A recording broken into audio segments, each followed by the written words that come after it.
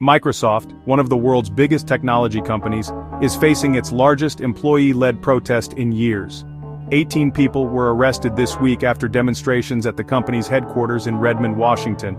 Protests fueled by allegations that Microsoft's technology is being used by the Israeli military in Gaza.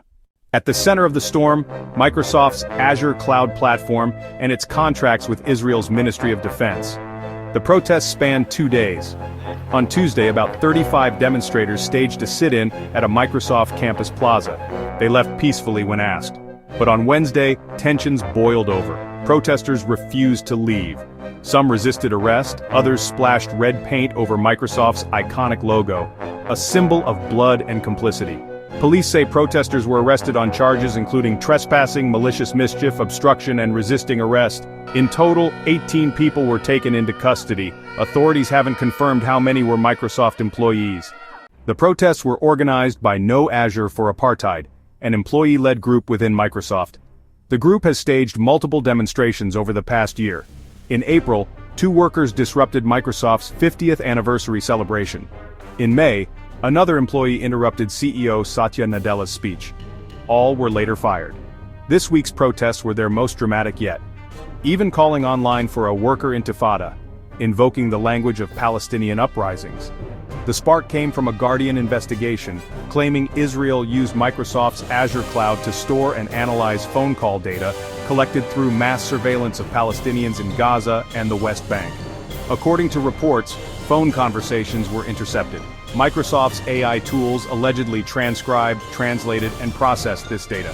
That intelligence was then cross-referenced with Israel's AI-enabled targeting systems. If true, critics argue, Microsoft's products may indirectly contribute to the targeting of civilians. Microsoft insists such use would violate its terms of service. The company announced an urgent review into the allegations, led by Covington and Burling, a Washington, D.C. law firm. But here's the controversy. Microsoft previously commissioned a review after an AP investigation in February revealed Israel's military use of Azure skyrocketed 200-fold after Hamas's October 7, 2023, attack. That earlier review concluded Microsoft's tech wasn't used to directly target civilians, but Microsoft never released the report or named who conducted it. Now, critics question whether this new review will truly deliver accountability or just buy time. Inside Microsoft, a growing number of employees believe the company is failing its own human rights standards. The No Azure for Apartheid group argues Microsoft's technology is being used to surveil, starve, and kill Palestinians.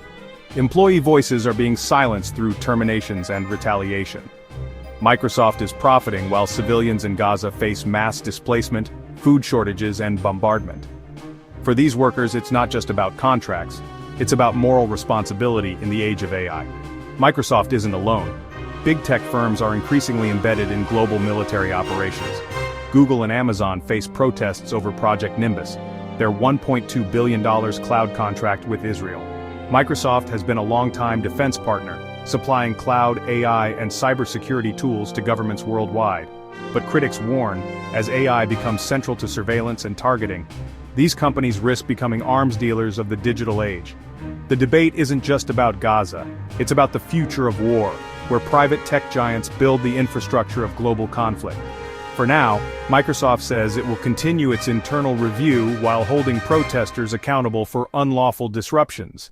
But with employee dissent rising, human rights groups watching, and pressure mounting worldwide, the company faces a choice. Will it rethink its role in modern warfare, or double down on lucrative military contracts? For Microsoft, this isn't just a PR crisis. It's a battle over what kind of company it wants to be in the AI-driven future of war.